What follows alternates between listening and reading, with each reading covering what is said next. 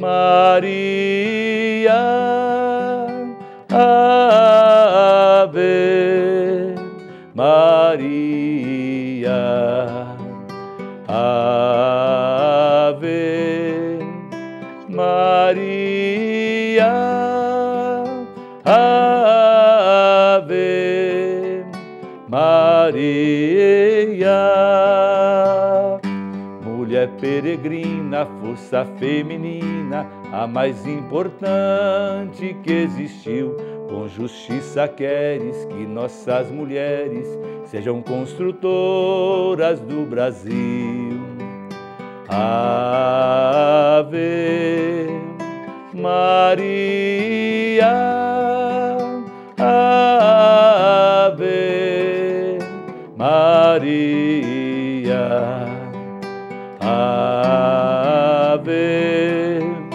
Maria, Ave Maria.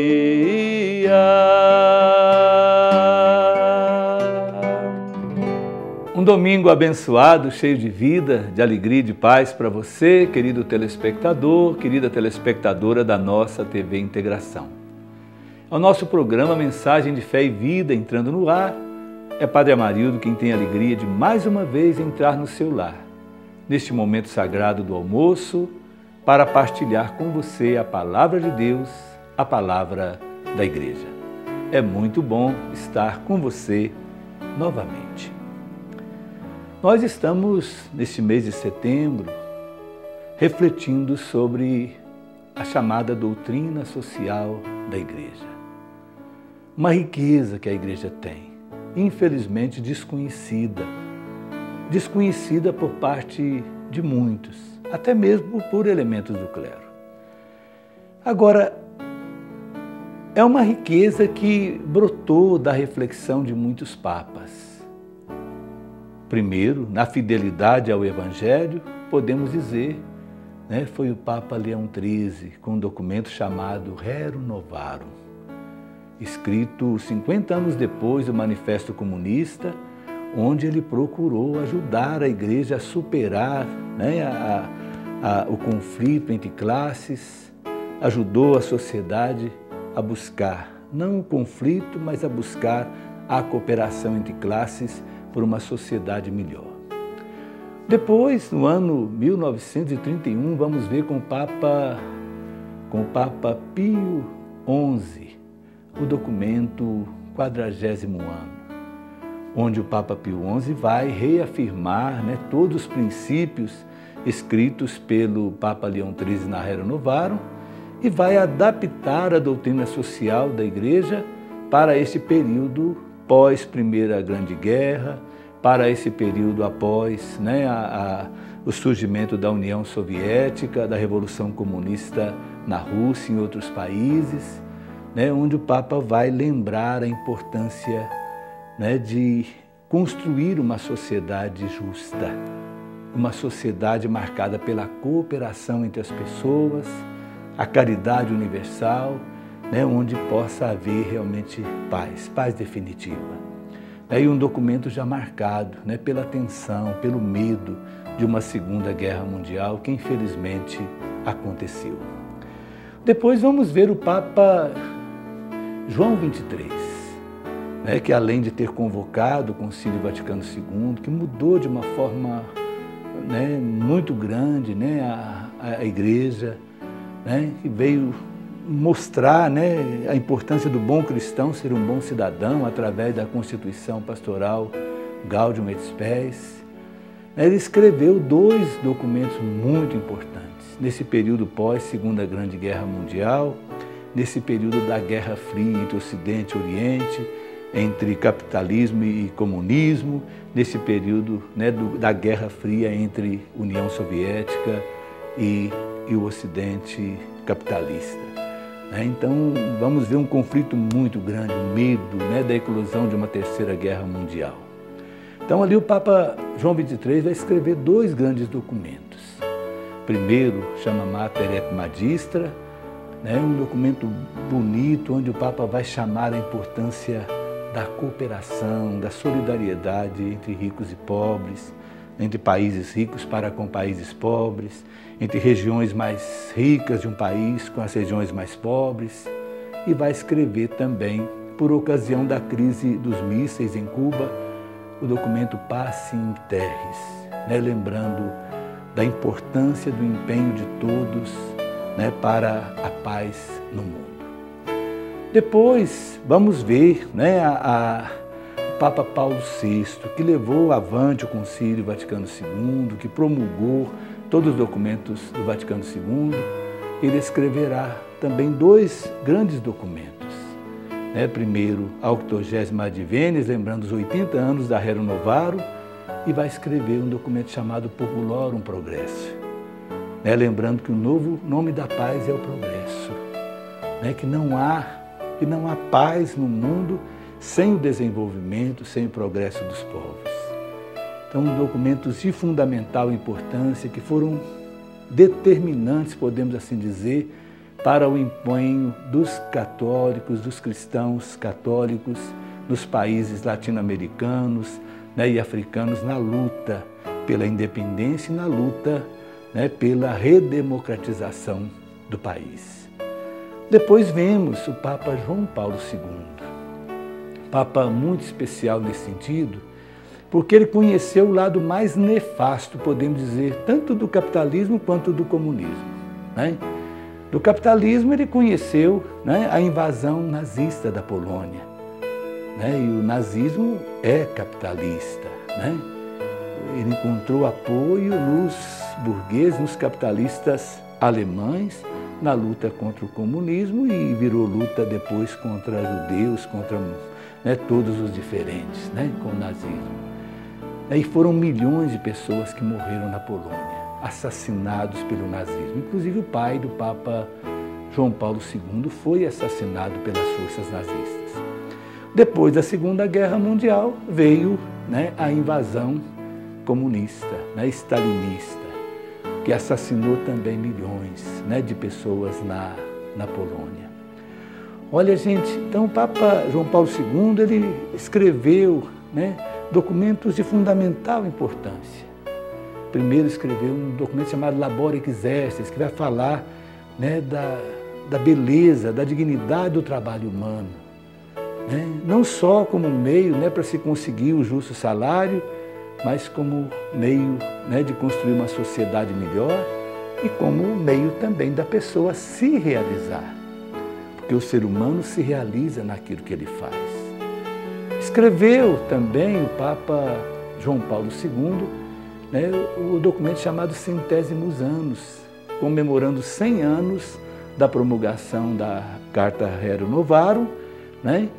É o documento que marca a queda do socialismo real e onde o olhar do Papa João Paulo II se volta não tanto para a condenação das imperfeições do comunismo, mas agora se volta para o capitalismo, sobretudo para a condenação do chamado capitalismo neoliberal, que deixa vítimas humanas, que concentra a riqueza nas mãos de poucos e deixa uma multidão de pessoas sem absolutamente nada, que faz com que as pessoas encontrem sentido na vida, no ter, no possuir muitas coisas, esquecendo que o mais importante não é o ter, mas o ser.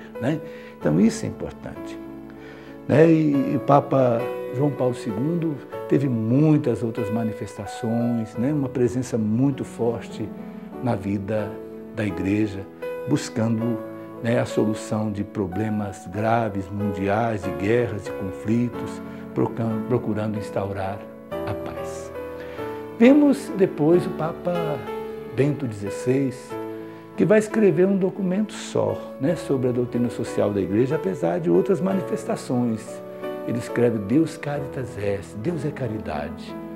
E nesse documento, o Papa, vivendo já num tempo de maior prosperidade, maior harmonia entre as pessoas, depois da queda do comunismo real, ele vai falar que os responsáveis pela construção de uma sociedade justa são os políticos. A política é a responsável pela construção da justiça.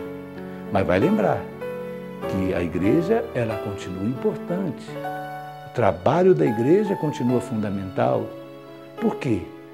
Porque pessoas necessitadas nós sempre teremos no nosso meio. Né? E que o que caracteriza a vida do cristão é a caridade. É a caridade. Né? Isso é muito bonito. E agora vemos, né, o trabalho do nosso Papa Francisco, né, que desde o início do seu pontificado tem trabalhado por uma sociedade mais inclusiva, tem trabalhado, né, em favor dos menos favorecidos, em favor dos migrantes e imigrantes, tem trabalhado em favor dos presos, tem falado da importância da igreja sair de dentro de si mesma para ir ao encontro das outras pessoas, né? Uma igreja samaritana, né, que cuida das pessoas. Ele até dizia, né? Eu prefiro uma igreja enlameada, machucada, por ter saído de si e ido ao encontro das pessoas, dos pobres, do que uma igreja arrumadinha, certinha, bonitinha, porém fechada em si mesma. Então, uma igreja samaritana que cuida, que vai ao encontro das pessoas, uma igreja que cuida das feridas. Né? Então é muito importante, né, o trabalho, a presença do Papa Francisco, iluminando, ajudando a que a igreja seja, nessa sociedade da globalização da indiferença, seja realmente um instrumento de união, seja um instrumento de paz na sociedade em que nós estamos vivendo. Queridos irmãos, queridas irmãs, então é importante demais, né, que nós, como cristãos, sejamos instrumentos de esperança na sociedade em que nós estamos vivendo. Estamos vendo propostas absurdas, né, nesse período eleitoral. Propostas absurdas de ódio. Não é o caminho nosso. Né? Nosso caminho, né, político, né, como cristãos, deve ser o caminho da paz. Deve ser o caminho do respeito à dignidade de cada pessoa, desde a concepção até a morte natural. O caminho da defesa da vida, contra, né, a pena de morte, contra toda a violência, contra a guerra. Deve ser o nosso empenho, né, pelo bem comum. Pelo bem comum, não só o empenho pelo bem de uma classe, de uma família, de uma pessoa, mas o bem de todas as pessoas. Porque Deus não criou esse mundo com muros e cercas. Deus não criou os bens desse mundo somente para alguns, mas para todas as pessoas. Né? O princípio do bem comum é um princípio fundamental, né, da igreja. Outro princípio fundamental que deve iluminar, né, o nosso empenho como cristãos e cidadãos é o princípio do destino universal dos bens. Lembrando isso, né, que Deus criou esse mundo não só para todas as pessoas, mas para a vida de todos os seres vivos. Então, a preservação do meio ambiente, a defesa da vida de todas as pessoas, em todas as suas situações, né? Então, é papel nosso fazer, lutar para que haja justiça nesse mundo, para que todos possam ter, né, o necessário para uma vida digna. O princípio da subsidiariedade, lembrando que o Estado tem o seu papel, mas nós temos o nosso também como igreja, como associação de moradores, como sindicatos, como família. Né? E o bem comum vai acontecer quando houver por parte do Estado o respeito, né, a todas as associações, a todas as instituições que fazem parte da sociedade.